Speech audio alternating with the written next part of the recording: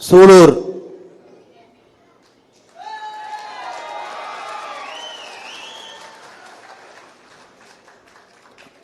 தங்கம், நன்றி நன்றி தங்கம், தேங்க்யூ. நம்முடைய சூலூர் சட்டமன்ற தொகுதியினுடைய செயல் வீரர்கள் கூட்டத்திலே கலந்து கொள்வதற்காக கிட்டத்தட்ட 3.5 மணி நேரமாக இங்கே காத்து கொண்டிருக்கக்கூடிய எல்லா அன்பு சொந்தங்களுக்கும் முதல்ல வணக்கத்தையும் என்னுடைய வருத்தத்தையும் உங்களுக்கு பதிவு செஞ்சிடறேங்க ஐயா. ஏன்னா 3.5 மணி நேரம் உங்களை காக்க வச்சிருக்கிறேன். காலையிலே பல்லடத்திலே ஆரம்பித்து கரூர் சென்று அங்கே செயல் வீரர் கூட்டத்தை நடத்திவிட்டு அதன் பிறகு பாராளுமன்ற அலுவலகத்தை திறந்துவிட்டு நாளை வேட்புமனு நாம் தாக்கல் செய்ய இருப்பதால் தோட்டத்திற்கு சென்று என்னுடைய தாயும் சந்தித்து விட்டு அவருடைய ஆசியை பெற்றுவிட்டு குலதெய்வ கோயிலுக்கு சென்று விட்டு, எங்களுடைய குலதெய்வம் செவ்வாய்க்கிழமை மட்டும்தான் திறப்பார்கள்.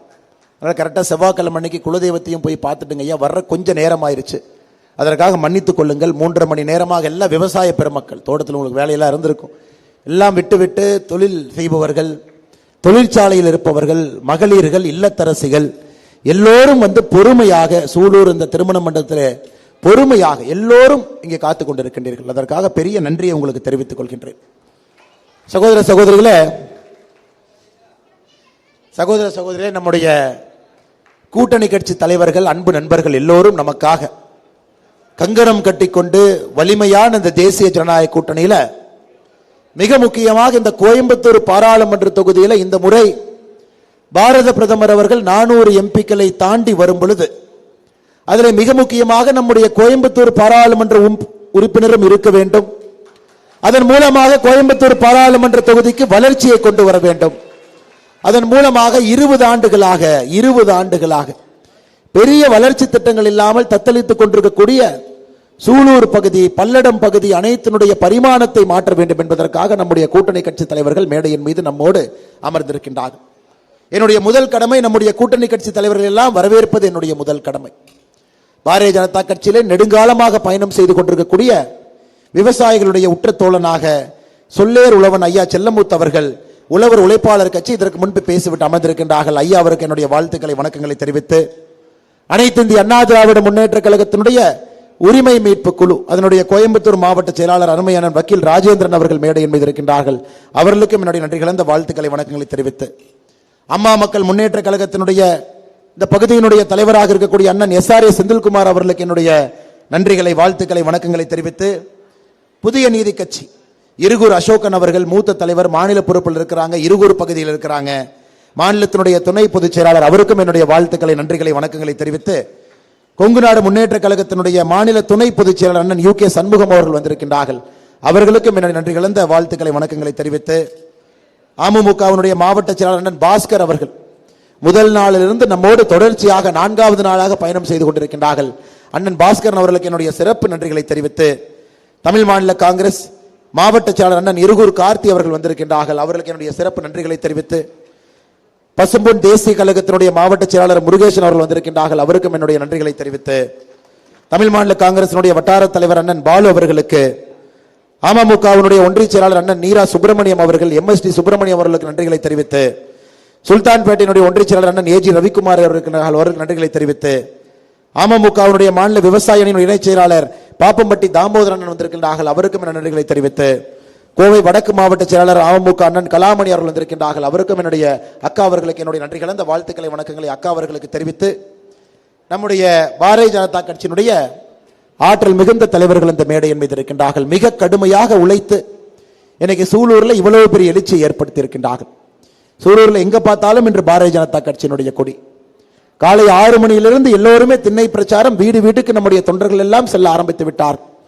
இளைஞர் படை முழுவதுமாக இந்த மண்டபத்தில் தாங்க இருக்கிறாங்க. சூலூரில் இருக்கக்கூடிய முழு இளைஞர் படையும் கூட இங்கே அரசியல் மாற்றம் வெறும் என்கின்ற ஒரு வேங்கை புலியை போல் நின்று கொண்டிருக்கின்றார்கள்.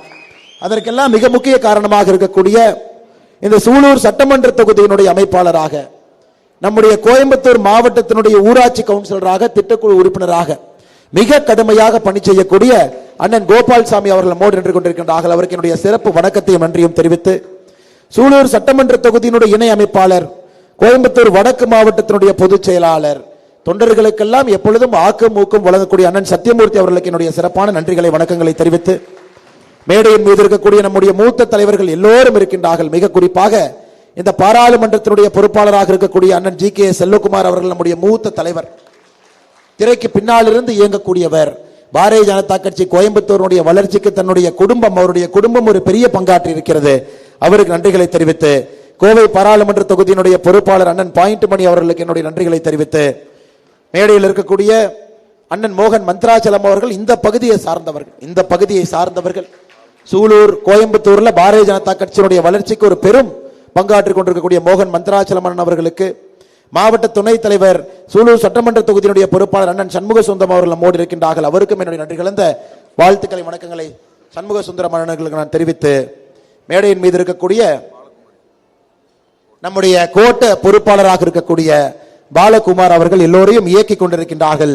தேனி போல் சுறுசுறுப்பாக பணியாற்றிக் கொண்டிருக்கின்றார்கள். அவருக்கும் நன்றிகளை தெரிவித்து, நம்முடைய மாவட்ட துணைத் தலைவர் பரமசிவம் அவர்கள், மாவட்டத்தினுடைய செயலாளர்கள் நடராஜன் அவர்கள், மணிகண்டன் அவர்கள், சிதம்பரம் அவர்கள், மாணிக்கவாசகம் அவர்கள், மிக முக்கியமாக நம்முடைய ஒன்றிய தலைவர்கள், மிக கடுமையாக களத்திலே பணி செய்யக்கூடிய சூலூர் கிழக்கினுடைய ஒன்றிய தலைவர் அண்ணன் ரவிக்குமார் அவர்கள், சூலூர் வடக்கினுடைய ஒன்றிய தலைவர் மகேந்திரன் அவர்கள், சூலூர் மேற்கினுடைய ஒன்றிய தலைவர் மனோன்மணி அவர்கள், அருமை சகோதரி அவர்கள், சூலூர் தெற்கினுடைய ஒன்றிய தலைவர் சரவணன் அவர்கள், சுல்தான்பேட்டை கிழக்கினுடைய ஒன்றிய தலைவர் ரவி மந்திரியப்பன் அவர்கள், சுல்தான்பேட்டை மேற்கினுடைய ஒன்றிய தலைவர் சம்பத்குமார் அவர்கள், கருமத்தம்பட்டியினுடைய ஒன்றிய தலைவர் அண்ணன் மகேஷ் அவர்கள், மாநில பொதுக்குழு உறுப்பினர் அண்ணன் பழனிசாமி அவர்கள், இளைஞரணியினுடைய மாநில செயலாளராக மிக கடுமையாக பணி செய்யக்கூடிய அருமை சகோதரி ஜான்சி சவிதா அவர்கள், ஆன்மீக மற்றும் கோவில் மேம்பாட்டு பிரிவினுடைய மாநில செயலாளர் அரசூர் அசோகன் அவர்கள், கல்வியாளர் பிரிவினுடைய மாநில செயலாளர் பிரகாஷ் அவர்கள், பட்டியல் அணியினுடைய மாநில செயற்குழு உறுப்பினர் அன்பு சகோதரர் கௌதமன் அவர்கள்,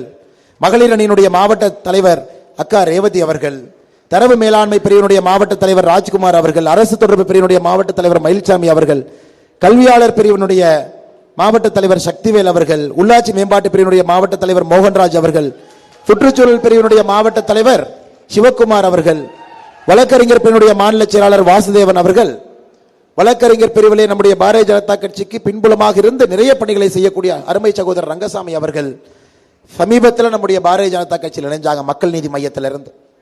இதற்கு முன்பு 2021 தேர்தலிலும் போட்டியிட்டார்கள். பார்க் கல்லூரி குழுமத்தை சார்ந்தவர்கள் அருமை சகோதரி அனுஷா ரவி அவர்கள் இங்கே வந்திருக்கின்றார்கள். அவருக்கும் என்னுடைய வாழ்த்துக்களை வணக்கங்களை தெரிவித்து, மேடையின் மீது இருக்கக்கூடிய பேரை விட்டிருந்தா தயவு செஞ்சு மன்னிச்சுக்க, நீங்கள் அனைவரும் முக்கியமானவர்கள்.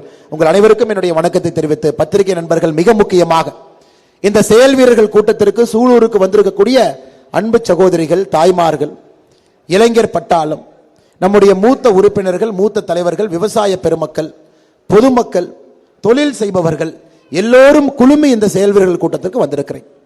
இது ஒரு ஆச்சரியமான செயல் வீரர்கள் கூட்டம். இன்று காலை பல்லடத்தில், இன்னைக்கு சாயந்தரம் சூலூர், இரண்டும் நம்முடைய கோயம்புத்தூர் பாராளுமன்ற தொகுதியில் நடக்குதுங்க. மிக மிக ஆச்சரியமான ஒரு கூட்டம். காரணம், பொதுமக்கள் தன்னெழுச்சியாக தங்களுக்கு எது சரி என்பதை புரிந்து கொண்டு நாங்கள் களத்திலே பாடுபட தயாராக இருக்கின்றோம் என்று சூலூர் பல்லடம் இரண்டும் கூன்ற ஒரு வார காலமாக பார்த்து கொண்டிருக்கின்றோம். ஒரு வார காலமாக சாதாரண மனிதர்கள், அரசியலுக்கு கொஞ்சம் கூட சம்பந்தமே இல்லாதவங்க, அவங்களுக்கும் அரசியலுக்கும் எந்த சம்பந்தம் இல்லை. அவர்கள் ஊர்ல அவர்களே ஒரு தேர்தல் பணிக்குழு ஆரம்பித்து அவங்களே அவர்கள் வேலை செய்யக்கூடிய பகுதியில், வசிக்கக்கூடிய பகுதியில் மக்களை சந்தித்து மோடி ஐயாவிற்கு கோயம்புத்தூர் பாராளுமன்ற தொகுதியில் நீங்கள் வாக்களிக்க வேண்டும் என்று கேட்க ஆரம்பித்திருக்கின்றார்கள். இது எவ்வளவு பெரிய ஆச்சரியம் பாருங்க. இந்த ஊர்ல குறிப்பாக சுல்தான்பேட்டையில் இன்று காலை ஒரு செய்தியை கேள்விப்பட்டேன். அந்த ஊரில் இருக்கக்கூடிய முக்கியஸ்தர் எல்லாம் அவர்களாக சேர்ந்து அவர்களே அந்த ஊர்ல தேர்தல் அலுவலகம், பாரதிய ஜனதா கட்சிக்கும் அந்த தேர்தல் அலுவலகத்துக்கும் சம்பந்தம் இல்லை, அவர்கள் யாருமே பாரதிய ஜனதா கட்சியில் இல்லை, அவர்களே ஒரு தேர்தல் அலுவலகத்தை திறந்து பாரதிய ஜனதா கட்சி, பாரத பிரதமர் நரேந்திர மோடி அவர்களுக்கு கோயம்புத்தூர் பாராளுமன்ற தொகுதிக்கு நாமல் வாக்களிக்க வேண்டும் என்று பிரச்சாரத்தில் ஊர் மக்கள் இறங்கி இருக்கின்றார்கள். எவ்வளவு பெரிய விஷயம் பாருங்க. சுல்தான்பேட்டை இந்த பகுதி முழுவதுமே இது நடக்க ஆரம்பித்திருக்குதுங்க. சூலூர் முழுவதுமே, பல்லடம் முழுவதுமே இதை பார்க்க ஆரம்பித்திருக்கின்றோம். அதை பார்க்கும் பொழுது எவ்வளவு பெரிய நம்பிக்கை நீங்கள் வைத்திருக்கின்றீர்கள், எப்படிப்பட்ட மாற்றம் வர வேண்டும் என்று ஏங்கி தவித்துக் கொண்டிருக்கின்றீர்கள். மோடி அவர்கள் 400 எம்பிக்களை தாண்டி ஆட்சியிலே 3வது முறையாக அமரும் பொழுது கோயம்புத்தூர் தமிழ்நாட்டினுடைய வரைபடத்தில் இப்பவே இருக்குதுங்க, 2வது பெரிய மாநகரமாக. இந்தியாவுடைய வரைபடத்தில் இருக்குதுங்க, அதுவும் தவறு கிடையாது, எல்லா இடத்திலும் இருக்கும். ஆனால் எங்களுடைய உங்களுக்கு நாங்கள் கொடுக்கக்கூடிய உத்தரவாதம், கோயம்புத்தூர் உலகத்தினுடைய வரைபடத்திலே ஒரு முக்கிய புள்ளியாக இருக்கும். அதற்காக கடுமையாக உழைப்போம், வளர்ச்சியை கொண்டு வருவோம். இந்த பகுதியினுடைய பிரச்சனையை தீர்ப்பதற்கு மோடி அவர்களுக்கும் உங்களுக்கும் நம்முடைய உறுப்பினர், குறிப்பாக நான் இங்கே நின்று கொண்டிருக்கின்றேன் இன்னைக்கு வேட்பாளராக, அந்த பணியை செய்வேன் என்கின்ற உத்தரவாதத்தை உங்களுக்கு அளிக்கின்றோம். ஐயா, ஒரே ஒரு கேள்வி உங்கள்கிட்ட கேட்கிறேன். இன்னைக்கு மோடி ஐயா ஏன் 400 எம்பிக்களை தாண்டி வர வேண்டும்? நமக்கு தெரியும் நம்முடைய பாராளுமன்றத்தில் 273 தாண்டினாவே பிரதமர் வந்துருவாங்க ஐயா. 280 சரி, 290 சரி, 300 சரி, 310 சரி. ஆனா மோடி ஐயா ஏன் 400 என்று சொல்லுகின்றார்? ஏன் 400 வேண்டும் என்று சொல்லுகின்றார்? சரி, நீங்க எல்லாம் சொல்றீங்க ஐயா முக்கியமான திட்டங்கள் நிறைவேற்றணும்னா மோடி ஐயாவிற்கு தனி பெரும்பான்மை வேண்டும். 274 தனி பெரும்பான்மையாக இருந்தாலும் கூட அவர் எந்த பிரச்சனையும் இல்லாம முக்கியமான திட்டங்களை கொண்டு வர வேண்டும் என்றால் லோக்சபா ராஜ்யசபா 2 இடத்திலும் கூட தனி பெரும்பான்மையாக இந்த மனிதன் அமர வேண்டும் என்பது நமக்கு தெரியும். அதுவும் மோடி ஐயா சொல்லி இருக்கின்றார்கள். இந்த 10 ஆண்டுகள்ல நம்முடைய ஆட்சியை நீங்க பார்த்திருக்கிறீங்க. 2024 29 வரை நம்முடைய 3வது ஆட்சி என்பது கடினமான முடிவுகளை எடுப்பதற்காக 3வது முறையாக நாம் ஆட்சிக்கு வருகின்றோம். கடினமான முடிவுகள். ஐயா, உங்களுக்கு தெரியும் ஆர்டிகல் 370 சூலூர் பகுதி ஒரு பெரிய தேசிய பகுதி, தொழில் செய்யறீங்க, பெரிய தேசியவாதிகள் இருக்கக்கூடிய பகுதி. ஒரு ஆர்டிகல் 370 நாம நீக்கினது அவ்வளவு சுலபம் இல்லைங்க ஐயா, அவ்வளவு சுலபம் இல்லை. 2019 ஆகஸ்ட் மாசத்துல அந்த சட்டத்தை கொண்டு வந்து ஆர்டிகல் 370 நீக்கணும். ஆனா உங்களுக்கு தெரிந்திருக்கும், நமக்கு 303 எம்பிக்கள் இருந்தும் கூட, தனி பெரும்பான்மை இருந்தும் கூட கஷ்டப்பட்டு தாங்க ஐயா நீக்கணும். ஆர்டிகல் 370 அமித்ஷாஜி அவர்கள் முதல்ல லோக்சபாவுக்கு கொண்டு வரலைங்க, ராஜ்யசபாவுக்கு கொண்டு போனார். எதுக்குங்க ஐயா? ராஜ்யசபால நமக்கு தனி பெரும்பான்மை இல்லை. ராஜ்யசபால சடனா நம்ம கொண்டு போனோம். ராஜ்யசபால அப்படி கொண்டு போனா தான் எதிர்க்கட்சிகள் ஒன்றாக சேர்ந்து சதி செய்து இந்த மசோதாவை ராஜ்யசபாவிலே தோற்கடிக்க முடியாது என்பதால் ஃபர்ஸ்ட் ராஜ்யசபா கொண்டு போனோம். எல்லோரும் லோக்சபாவுக்கு கொண்டு வருவார்கள் என்று எதிர்பார்த்தார். ராஜ்யசபாவுக்கு கொண்டு போனோடனே எதிர்க்கட்சி நண்பர்களுக்கு ஒன்றும் புரியல, என்ன பேசுறதுன்னு தெரியல. எப்படி எல்லோரும் ஒன்றாக சேர்ந்து சதி செய்து இந்த மசோதாவை முறியடிக்க வேண்டும் என்று தெரியல. அந்த நேரத்தில் ராஜ்யசபால இது பாஸ் ஆச்சுங்க ஐயா. அப்புறம் லோக்சபால பாஸ் ஆச்சு. அதன் பிறகு இந்த முறை சரியில்லை என்று உச்சநீதிமன்றத்திலே வழக்கு போட்டார்கள். சமீபத்தில் உச்சநீதிமன்றம் இந்த முறை சரி என்று தீர்ப்பு கொடுத்திருக்கு. எதற்காக இதை சொல்லுகின்றேன் என்றால், சகோதர சகோதரிகளே, பெரியோர்களே, தாய்மார்களே, 50 ஆண்டு காலம் 60 ஆண்டு காலமாக தீர்க்க முடியாத பிரச்சனையை மோடி அவர்கள் தீர்ப்பதற்காக கிளம்பி இருக்கின்றார்கள். எதுவும் சுலபம் இல்லைங்க. அடுத்து நாம் எல்லாம் ஏங்கிக் கொண்டிருக்கக்கூடிய திட்டம், எனக்கு ஒரு பெரிய நம்பிக்கை, பாரதிய ஜனதா கட்சியினுடைய காரியகர்த்தனாக எனக்கு ஒரு பெரிய நம்பிக்கை, இங்க இருக்கக்கூடிய நம்முடைய கட்சியின் தலைவர்களுக்கும் இருக்கக்கூடிய பெரிய நம்பிக்கை, இந்த 3வது முறை நாங்கள் ஆட்சியில் இருக்கும் பொழுது நதிநீர் இணைப்பு நிச்சயமாக நடத்தி காட்டுவோம் என்கின்ற பெரிய நம்பிக்கை இருக்கு. மோடி ஐயா அவர்கள் ஆல்ரெடி அறிவுரை ஒரு சின்ன நமக்கு ஒரு குறிப்பு கொடுத்துட்டாங்க. பாராளுமன்றத்திலே பேசும் பொழுதே ஒரு சின்ன குறிப்பு நமக்கு கிடைத்திருக்கிறது. 3வது முறை வந்தால் என்ன செய்வோம் என்கின்ற குறிப்புல மோடி ஐயா அவர்கள் வெளிப்படையாக பாராளுமன்றத்திலே சொல்லவில்லை என்றாலும் கூட நமக்கு தெரியும், நதிநீர் இணைப்பு என்பது 3வது முறை நாம் ஆட்சியில் வரும் பொழுது அதை நடத்தி காட்டுவாங்க. காரணம், நதிநீர் இணைப்புக்கு எல்லா மாநிலமும் ஒத்துக்கொள்ள போவது கிடையாது. நம்முடைய மாநிலத்திற்கு நதிநீர் இணைப்பு தேவை. காரணம், நம்ம கிட்ட தண்ணி இல்லைங்க. கர்நாடகாவிலிருந்து, கேரளாவிலிருந்து, ஆந்திராவிலிருந்து தான் பெரிய நதிகள் உற்பத்தி ஆகிறது. அதனுடைய தண்ணி நமக்கு வருது. ஆனா எந்த மாநிலத்தில் உபரி நீர் இருக்கோ அவர்கள் கொடுப்பதற்கு அவர்களுக்கு மனம் இல்லை. இந்தியாவில் பார்த்தீங்கன்னா கிட்டத்தட்ட 12 மாநிலங்கள் நம்முடைய கணக்குப்படி ஒரு நதிநீர் இணைப்பை எதிர்ப்பதற்கு வாய்ப்பு இருக்கு. மிச்ச மாநிலங்கள் நதிநீர் இணைப்புக்கு ஆதரவா இருப்பாங்க. ஏன்னா எல்லா மாநிலத்திற்கும் மிச்ச மாநிலத்துக்கு தண்ணி வேணுங்க ஐயா. 2,50,000 கோடி தேவை. ₹1 ₹2 இல்லைங்க. நதிநீர் இணைப்பு முழுமையாக நீங்கள் செயல்படுத்த வேண்டும் என்றால் 2,50,000 கோடி ரூபாய் மத்திய அரசு இதற்கு பணம் போட்டு தாங்க நதிநீர் இணைப்பை செயல்படுத்த முடியும். இன்னைக்கு நம்முடைய மாநில அரசு விவசாயத்திற்கு 100 கோடி ரூபாய் செலவு செய்வதற்கு யோசிக்கிறாங்க. ஏன்னா பணம் இல்லை. நம்முடைய மாநில அரசு, குறிப்பாக திராவிட முன்னேற்ற கழகத்தினுடைய அரசு பாருங்க, 100 கோடி ரூபாய் ஒரு மராமத்து பணிக்கு ஒதுக்குவதற்கு தயாரா இல்லை. பணம் இல்லை. 3 லட்சம் கோடி பட்ஜெட்டுங்க ஐயா செலவு, 1,70,000 கோடி வரவு, 1,30,000 கோடி வரவை விட செலவு அதிகமா இருக்கு. 60,000 கோடி மத்திய அரசு பணம் கொடுக்கறாங்க, 2,30,000 கோடி, 70,000 கோடி கடன் வாங்கி ஒரு பட்ஜெட்டை போடுறாங்க. 1,70,000 கோடி வரவில்லை, 54,000 கோடி பார்த்தீங்கன்னா டாஸ்மார்க். இப்படிதாங்க ஐயா இருக்கு. இன்னைக்கு தமிழக அரசை பொறுத்தவரை விவசாயிகளுக்கு எந்த திட்டத்தையும் இவர்களால் செயல்படுத்த முடியாது. காரணம், பணம் இல்லை. 20-30 ஆண்டுகளாக இந்த மாநிலத்தை ஏதோ ஒரு திசையில கொண்டு போயிட்டாங்க ஐயா. டாஸ்மார்க்கு, குடி, அதன் மூலமாக வரக்கூடிய வருமானம், ஆக்கப்பூர்வமாக எந்த ஒரு வருமானத்தையும் பெருக்குவதற்கு இவர்களுக்கு அறிவில்லாத காரணத்தினால் தமிழக அரசை பொறுத்தவரை விவசாயிகளுக்கு, விவசாயத்திற்கு, நீர் மேம்பாட்டிற்கு, நீர் பாசனத்திற்கு எந்த பணத்தையும் போடாம தத்தளித்துக் கொண்டிருக்கின்றோம். ஆனமலை நல்லாறு இன்னைக்கு வந்த திட்டங்களா 1958 பேசப்பட்ட திட்டம், 1958 பேசப்பட்ட திட்டம். அது இன்றும் காத்திருக்கின்றோம், இன்னமும் காத்து கொண்டிருக்கின்றோம். 4 லட்சம் ஏக்கர் விவசாய பாசனத்திற்கு ஆனமலை நல்லாறு திட்டம் வந்துவிட்டால் 4 லட்சம் ஏக்கர் இங்கே பாசன வசதி. ஐயா 10,000 கோடி ரூபாய் வேணும் குறைந்தபட்ச ஆனமலை நல்லாருக்கு 10,000 கோடி ரூபாய். ஆனால் நீங்கள் யோசித்துக் கொள்ளுங்கள், மாநிலத்தில் ஆட்சியில் இருக்கக்கூடிய கட்சியோ ஆண்ட கட்சியோ 10,000 கோடி ரூபாய் கொடுத்து ஆனமலை நல்லாறு திட்டத்தை நிறைவேற்றுவதற்கு இவர்களால் முடியுமா என்கின்ற கேள்வி உங்க முன்னாடி வைக்கிறாங்க. முடியாது. 10,000 கோடி ரூபாயும் கொடுக்க வேண்டும் என்றால் அது மோடி அவர்கள் தான் அந்த நிதியும் கொடுக்க முடியும். காரணம், உள்கட்டமைப்பிற்கும் விவசாயத்திற்கும் நீர் பாசனத்திற்கும் நீர் மேலாண்மை மேம்பாட்டிற்கும் மத்திய அரசு மட்டும்தான் தொலைநோக்கு பார்வையோடு என்று செலவு செய்து கொண்டிருக்கின்றோம். அதனால் சகோதர சகோதரிகளே, இதெல்லாம் நாம் பேசுனதுல அடிப்படை பிரச்சனை.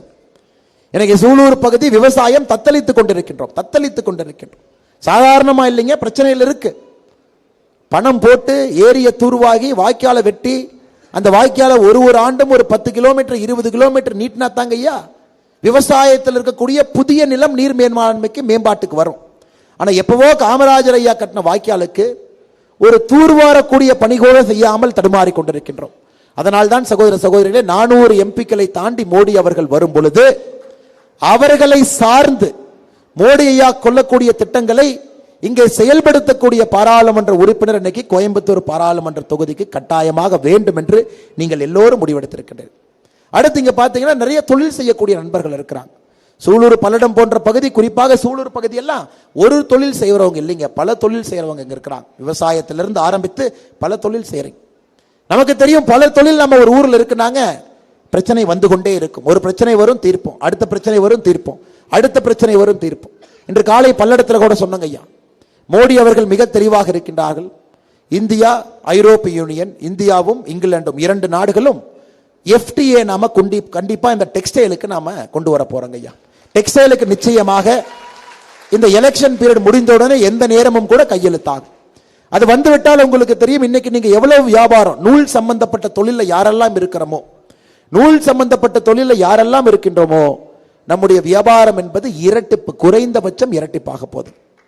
இது எல்லாம் யாரு செய்யறாங்க ஐயா? மோடி. ஏன் செய்யறாங்க ஐயா? தனி பெரும்பான்மை இருக்கிறனால.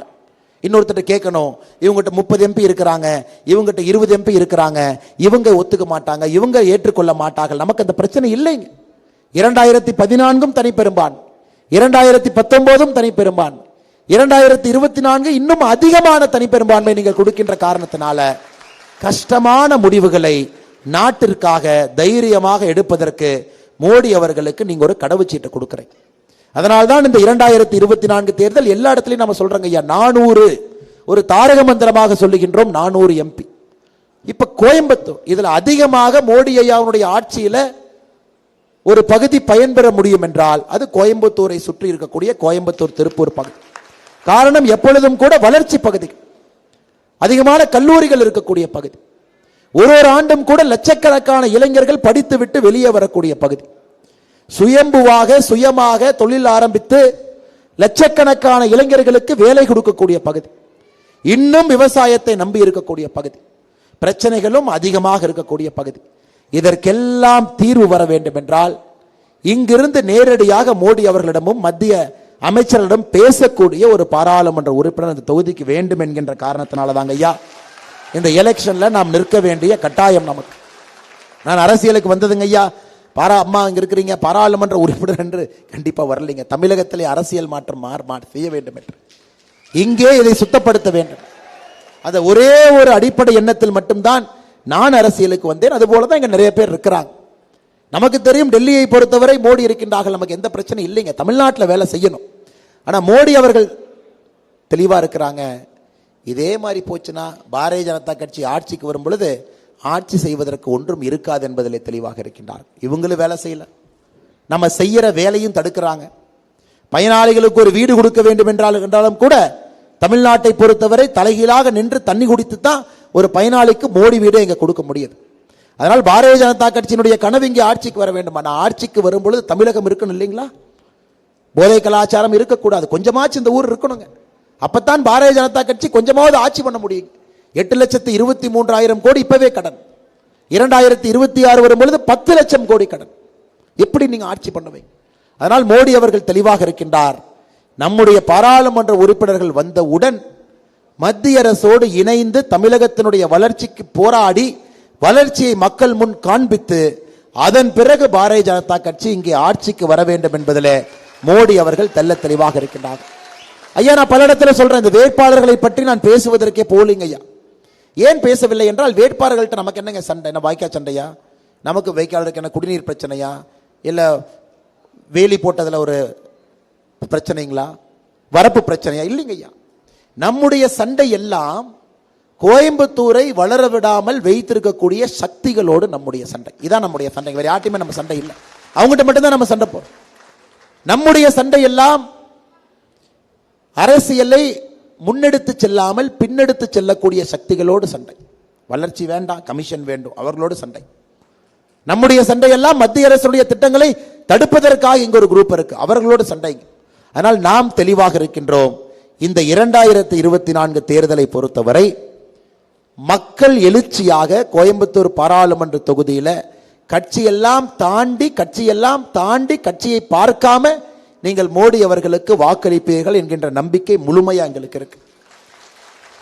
ஐயா, நான் இந்த கட்சி, நான் இந்த சித்தாந்தம், இப்படித்தான் 20 ஆண்டு காலமாக வாக்களித்திருக்கின்றேன். ஆனா இன்னைக்கு கோயம்புத்தூர்ல ஏப்ரல் 19ஆம் தேதி அதெல்லாம் உடைய போதுங்க. அது உங்களுக்கும் தெரியும், எனக்கும் தெரியும். மாற்று கட்சி நண்பர்கள் இங்க வரல.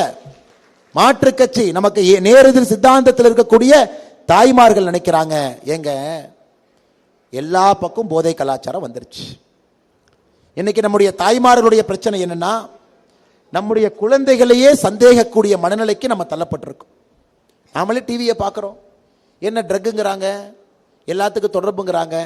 அதனால் நம்ம நல்லா இருக்கக்கூடிய குழந்தையினுடைய பையை ஓப்பன் பண்ணி நாமளே செக் பண்ணுறோம். ஏன்பா எல்லா ஃப்ரெண்ட்ஸ் எல்லாம் சரியா இருக்கிறாங்களா, கரெக்டாக ஸ்கூலுக்கு போயிட்டு வந்துடுறியா? நம்முடைய கல்லூரி மாணவன் யாராவது அரை மணி நேரம் வீட்டுக்கு லேட்டாக வந்தால் 10 கேள்வி எக்ஸ்ட்ரா கேட்குறோம். ஏன் லேட்டாக வந்த, எங்கே போனேன், உன் நண்பர்கள் யார், யாரு கூட சுத்துற? சமூக வேதனத்தில் இருந்தால் ஒரு தாய்மார்களுக்கு நெஞ்சு பொறுக்குவதில்லை. வீட்டில் பையன் நல்லா இருக்கிறான், வெளியே யாராச்சும் கெடுத்துட்டாங்கன்னா என்ன பண்ணலான்னு பார்க்குறோம்.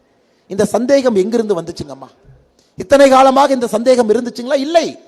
அரசு தன்னுடைய கடமையை சரியாக செய்திருந்தால் ஒரு தாய்மார்களுக்கு தன்னுடைய குழந்தையின் மீது சந்தேகம் ஏன் வரப்போகுது?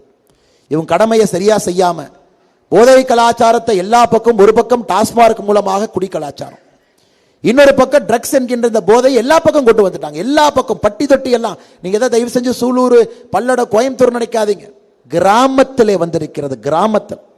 அதனால்தான் எல்லா இடத்திலும் சொல்லிக் கொண்டிருக்கின்றோம். பாரதிய ஜனதா கட்சியினுடைய பாராளுமன்ற உறுப்பினர், தேசிய ஜனநாயக கூட்டணியுடைய பாராளுமன்ற உறுப்பினர் கோயம்புத்தூருக்கு கிடைக்கும் பொழுது நார்கோட்டிக்ஸ் கண்ட்ரோல் பியூரோனுடைய அலுவலகம் கோயம்புத்தூரிலே திறக்கப்படும். ஐயா, இதோ நாம பேச்சுக்காக ஒரு வாய்ச்சவடாலுக்காக சொல்லிங்க ஐயா. தமிழ்நாட்டில் 2 இடத்துல இந்த அலுவலகம் கட்டாயமா இருக்கணும். ஏன்னா இங்கதான் இளைஞர்கள் அதிகமா இருக்கிறாங்க, கல்லூரி மாணவர்கள் அதிகமா இருக்கிறாங்க, தொழிற்சாலைகள் அதிகமா இருக்கு, பணப்புழக்கம் அதிகமா இருக்கு. இந்த 4ம் எங்க இருக்கோ அங்க ட்ரக்ஸ் வருங்க ஐயா. உலகத்தினுடைய வரைபடத்தை கூர்ந்து கவனிச்சிங்கன்னா இளைஞர்கள், பண வசதி எங்கே அதிகமாக இருக்கிறதோ அங்க ட்ரக்ஸ் ஆட்டோமேட்டிக்கா வரும். ஆனால் இன்னைக்கு சென்னைக்கு அடுத்தபடியாக ஒரு பெரிய நகரமாக இத்தனை கல்லூரிகள் இருக்கக்கூடிய பகுதியில் ஒரு என்சிபியினுடைய அலுவலகத்தை கொண்டு வந்து மத்திய அரசினுடைய ஆபீசர்ஸ் உட்கார வச்சு நார்கோட்டிக்ஸ், குறிப்பாக இந்த ட்ரக்ஸுக்கு எதிராக சுத்தப்படுத்தக்கூடிய பணியை பாரதிய ஜனதா கட்சி தம்முடைய கடமையாக நாங்கள் செய்ய இருக்கின்றோம். கடமை செய்யணும். என்சிபி அலுவலகம் உறுதியாக நீங்க குறிச்சு வச்சுக்கொள்ளுங்க. நீங்க குறிச்சு ஏதோ 5 வருஷம் இல்லைங்கம்மா, 10 நாள் ஆர்டர் கொண்டு வந்துடுறோம். 10 நாள் ஆர்டர் கொண்டு வந்தோம். 10 நாள் மட்டும் போதும். ஏன்னா அந்த மாடல் கோட் ஆஃப் கான்டாக்ட் டைம்ல எதுவுமே செய்ய முடியாதுங்கம்மா. 10 நாள் ஆர்டர் கொண்டு வந்துடும். அலுவலகத்தை இங்கே திறக்கின்றோம், கண்காணிப்பை அதிகப்படுத்துகின்றோம். யார் இங்கே வந்து இது போன்ற தவறான வேலைக்கு யார் சென்றாலும் கூட அவங்கள போய் பிடிக்க போற, ட்ரக்ஸை யாரு கொடுக்க வர்றாங்க, இது செய்யணுங்கம்மா, செய்யணும். கண் முன்னாடி அடுத்த தலைமுறை அழிந்து கொள்வதை நாம் ஏற்றுக்கொள்ள முடியாது. பஞ்சாப் மாதிரி விடக்கூடாது, இன்னைக்கு பண்ணணும். திமுக செய்வதற்கு வாய்ப்பில்லை, செய்யறோம் கடுமை. இதை நம்ம தவிர எந்த கட்சி செய்ய முடியும் நீங்க நினைக்கிறீங்கம்மா? ஒரு இளைஞர், அடுத்த தலைமுறை இதை எந்த கட்சியால் எந்த ஆட்சியால் செய்ய முடியும்னு உங்களுக்கு நான் கேட்கிறேன். இன்னைக்கு மோடி அவர்கள் பாரதிய ஜனதா கட்சியை தவிர யாரும் இதை செய்ய முடியாது. அதை நாம தான் செய்ய போறோம். கரூர்ல இருந்து கோயம்புத்தூருங்க ஐயா 6 வழிச்சாலை எல்லாம் 7500 கோடி ரூபாய். எத்தனை நாளா காதுல கேட்டுக்கிட்டே இருக்கிறோம். எம்பிக்கு அது வேண்டாம், மாநில அரசுக்கு வேண்டாம். மாநில அரசுக்கு ஏன் வேண்டாங்க? மத்திய அரசு பணி வருவதற்கு முன்பு திமுக காரங்க போய் நிலத்தை வாங்கிக்குவாங்க. இதான் பிடிக்கும் தெரியும் நமக்கு. இங்க சாலை வருதா, பக்கத்துல முதல்ல லேண்டெல்லாம் வாங்கிடுவாங்க. அதை வாங்கி வைத்த பிறகு மத்திய அரசுடைய திட்டத்திற்கு அனுமதி கொடுப்பாங்க. அதன் பிறகு நிலத்தை கையகப்படுத்துவதற்கு ஒரு அதிகாரியை நியமிப்பாங்க. அதன் பிறகு திட்டம் ஆரம்பிக்கும். இவ்வளவு பெரிய இடத்துல 7500 கோடி ரூபாய் 3 மாவட்டங்களை இணைக்கக்கூடிய 6 வழிச்சாலை. இவங்க எப்ப லேண்டு வாங்குறது, இவன் எப்ப கமிஷன் அடிக்கிறது, அதுக்கப்புறம் நாம எப்ப ரோடு போடுறது. இதை ஒரு உதாரணமாக மட்டும்தான் உங்கள்கிட்ட சொல்றேன். அண்ணன் சொன்னார் கோல்டு வின்ஸ்ல இருந்து பிளைஓவரை கொண்டு வரும். ஐயா, உதாரணமாகத்தான் இந்த திட்டங்களை சொல்லுகின்றோம். வளர்ச்சி வேண்டும் என்றால் திட்டங்கள் வரணும். திட்டங்கள் வராம வளர்ச்சி வராது. அதனால் நாம் இதிலே மிக மிக தெளிவாக இருக்கின்றோம். விவசாயத்திலிருந்து தொழிற்சாலைகளிலிருந்து இந்த பகுதிக்கு வளர்ச்சியை கொண்டு வருவது பாரதிய ஜனதா கட்சியினுடைய நாங்கள் கொடுக்கக்கூடிய உத்தரவாதம். நேரடியாக மோடி அவர்களுக்கும் உங்களுக்கும் ஒரு ஹாட்லைனாக இந்த அண்ணாமலை இருப்பான் என்கின்ற நம்பிக்கையும் உங்களுக்கு கொடுக்கும். யாரையும் போய் பார்க்க வேண்டாங்க. ஒரு பட்டன்ல மோடி ஐயாட்ட பேசி என்ன சரி செய்ய வேண்டுமோ சரி பண்ண. ஐயா, பிரச்சனைகள் வரும். இப்போ நான் சொல்றேங்க ஐயா, பிரச்சனைகள் வரும். இன்னைக்கு இருக்கக்கூடிய பிரச்சனையை தீர்த்தா 6 மாசம் கழிச்சு புதிய பிரச்சனை வரத்தான் போகுது. காரணம், உலக நாடுகளோடு இந்தியா ஐக்கியமாகி விட்டது. நீங்க பொருள் எல்லாம் உலக நாடுகள் முழுவதும் ஏற்றுமதி பண்றீங்க. ஒரு நூல் விலை என்பது உலக நாட்டு சந்தையிலிருந்து தீர்மானம் செய்யறாங்க. இதையெல்லாம் மாற்ற வேண்டும் என்றால் பிரச்சனை வர வர தீர்க்கணும். அதற்கு நீங்கள் நிச்சயமாக 2024 இந்த பாராளுமன்ற தேர்தலில் நீங்கள் கடுமையாக உழைத்து நம்முடைய தேசிய ஜனநாயக கூட்டணி நம்முடைய பாரதிய ஜனதா கட்சி இங்கே வெற்றி பெறுவதற்கு நீங்கள் உழைக்க வேண்டும் என்கின்ற அன்பான வேண்டுகோளை வைக்கிற காரணங்க ஐயா, நமக்கு தெரியுங்க ஐயா, முருகபெருமானும் விநாயகபெருமானும் இருக்கிறாங்க. உலகத்தை யாரு சுத்தி வர்றதுன்னு 2 பேர்த்துக்கும் ஒரு போட்டு. இருவரும் அற்புதமானவர்கள். முருகபெருமானுக்கு உலகத்தையே சுற்றி வர வேண்டும் என்கின்ற ஆசை. விநாயகர் பெருமானுக்கு தந்தை தாயை சுற்றி வந்துவிட்டு உலகத்தை சுற்றி வந்து விட்டேன் என்று சொல்ல வேண்டும் என்கின்ற ஆசை. நமக்கு முருகனும் வேண்டும், விநாயகர் பெருமானும் வேண்டும். இன்னைக்குங்க ஐயா, இந்த 18 நாள்ல என்னால் கோயம்புத்தூர்ல சுத்த முடியாதுங்க ஐயா. எல்லாரையும் வந்து இந்த 18 நாள்ல பார்க்க முடியாதுங்க. எல்லா கிராமத்துக்கும் வர முடியாது. ஒரு கிராமத்துக்கும் வந்து முக்கியமான உங்க எல்லாத்தையும் பேச முடியாது. ஒரு பக்கம் தமிழ்நாட்டினுடைய சுற்றுப்பயணம் இப்ப ஆரம்பிக்கணும். 39 தொகுதிக்கும் போகணுங்க ஐயா ஒரு பக்கம். இன்னொரு பக்கம் இருக்கின்ற நேரத்தில் கோயம்புத்தூர் பாராளுமன்ற தொகுதியும் முழுவதுமாக சுத்தி வர வேண்டும். அதனால் இன்று நான் விநாயகராக இருக்க ஆசைப்படுகின்றேன். உங்களை எல்லாம் சுத்தி வந்து விடுகின்றேன். உங்களை எல்லாம் சுத்தி வந்துடுறேன். எனக்காக நீங்கள் சூலூரை சுற்றி வர வேண்டும் என்ற அன்பான வேண்டுகோளை விடுக்கின்றேன். நிச்சயமாக நான் சூலூருக்கு வர்றேங்கம்மா. அடுத்த 10 நாள் 15 நாள்ல எவ்வளவு நேரம் இருக்கோ சூலூருக்கு வர்றோம். ஆனால் ஒரு கிராமத்திற்கும் ஒரு வீட்டிற்கும் நாம் செல்ல வேண்டும் என்பது எங்களுடைய ஆசை. எல்லா வீட்டுக்கும் போகணும். நம்முடைய நோட்டீஸ் போஸ்டர் எல்லா வீட்டுக்கு போனுங்க. எல்லா வாக்காளரையும் பார்த்திருக்கணும். 21 லட்சம் வாக்காளர்கள் கோயம்புத்தூர்ல இருக்கிறாங்க. எல்லாரையும் சந்தித்து நாம் ஓட்டு கேட்டிருக்க வேண்டும். எல்லாத்திட்டையும் போய் கேட்கணுங்க. யாரையும் கேட்காம இருக்கக்கூடாது. ஆனால் என்னால் அந்த வேலையை செய்ய முடியுமா? நம்முடைய கூட்டணி கட்சி தலைவர்களால் செய்ய முடியுமா? தொண்டர்களால் செய்ய முடியுமான்னு கேட்டீங்கன்னா நிச்சயமாக முடியாது. முயற்சி எடுக்கின்றோம் எல்லோரையும் சென்று சந்திப்பதற்கு.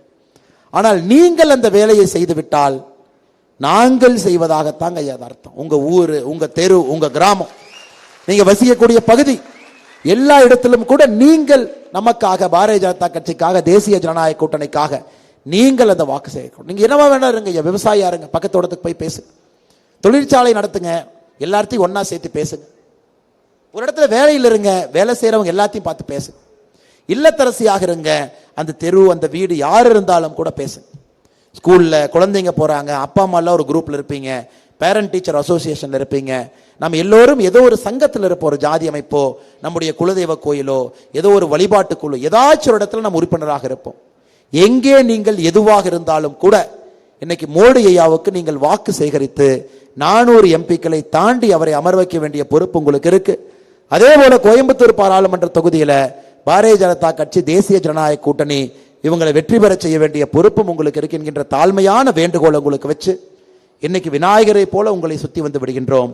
அடுத்த 20 நாட்கள் நீங்க சூலூரை சுற்றி வந்து எல்லா வாக்கையும் நீங்கள் சேகரித்து கொடுக்க வேண்டும் என்கின்ற அன்பான வேண்டுகோளை வைத்து இந்த கூட்டம் நடைபெறக்கூடிய இந்த இடம் சுதந்திர போரிலே 1942 வெள்ளையனே வெளியேறு என்று இங்கே முன்னின்று நடத்திய கண்ணம்பாளையம் தியாகி அமரரையா KV ராமசாமி கவுண்டர் அவர்கள் இந்த ஊர் சார்ந்தவங்க, இந்த பகுதியை சார்ந்தவங்க. அதனால் அந்த மண்ணில் நின்று கொண்டிருக்கின்றோம். அவருக்கு ஒரு பெரிய, அவருக்கும் அவரை சார்ந்திருக்கக்கூடிய எல்லா பெரிய மனிதர்களுக்கும் எங்களுடைய வணக்கத்தையும் அஞ்சலியும் செலுத்தி அவருடைய புகழ் என்றும் ஓங்க வேண்டும் என்று சொல்லி இந்த கூட்டத்திற்கு வந்திருக்கக்கூடிய எல்லா நண்பர்கள் 4 மணி நேரம் ஆச்சுங்க, மிக பொறுமையாக இருக்கின்றீர்கள். உங்களுக்கு எல்லாம் பெரிய நன்றிகளை தெரிவித்து அடுத்த 20 நாட்கள் நீங்கள் கடுமையாக உழைக்க வேண்டும். 400 ஏன் வேண்டும் உங்களுக்கு தெரியுங்க. கோயம்புத்தூர் பாராளுமன்ற உறுப்பினர் நம்முடைய உறுப்பினர் ஏன் வேண்டும் அதுவும் உங்களுக்கு தெரியும். இருவரும் ஒன்றாக ஏன் வேண்டும் அதுவும் உங்களுக்கு தெரியும். மோடி அங்க 400 இருக்கும் பொழுது கோவை பாராளுமன்ற உறுப்பினர் நாம் இருக்க வேண்டும். இரண்டும் சேர்ந்து நடக்கும் பொழுது மட்டும்தான் உண்மையான வளர்ச்சி இங்கு பார்க்க முடியும். அதை நீங்கள் செய்வீர்கள் என்கின்ற பெரிய நம்பிக்கையோடு வாய்ப்பு கொடுத்த எல்லா தலைவர்களுக்கும் நன்றி தெரிவித்து என்னுடைய உரையை முடித்துக் கொள்கின்றேன். பாரத் மாதா கி